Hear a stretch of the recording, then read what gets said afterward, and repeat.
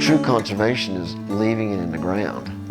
All we've done is just slowed the process down, learn to do more with less.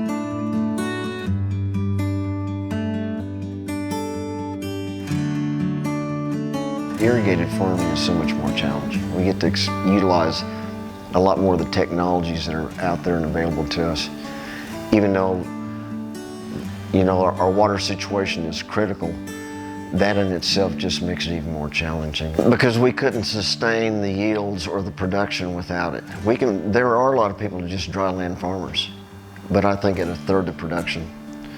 And for someone like me, first generation farmer again, to be able to make it on dry land farming, that's not sustainable for us.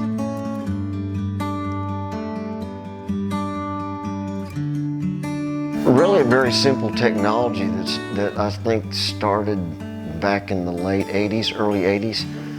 And it's just one of those things that makes common sense, where when sprinklers were first adopted in the area, they took technology from the Midwest and brought it down here, and we were sprinkling over the top of a sprinkler.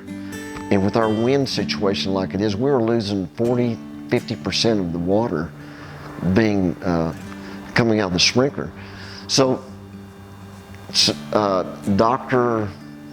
Leon knew, and there was somebody else that really adopted the technology. All he did was just brought the water down, and now we're putting it down just right down below, maybe a foot, 18 inches off the ground, and eliminated a lot of the evaporation loss and increased our efficiency.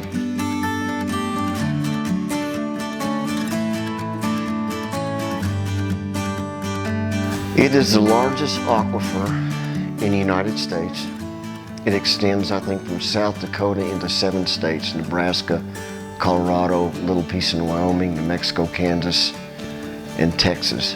But we're so dependent on it. When we learned that water was there and it's available, and we started pumping, I think back in the 50s, and there weren't a lot of conservation practices during that time. It was just like, it was like oceans of water down below us, let's pump it. So we just abused it. And it wasn't until we realized that, this is a finite resource, folks, and we got to do something to curb the demand.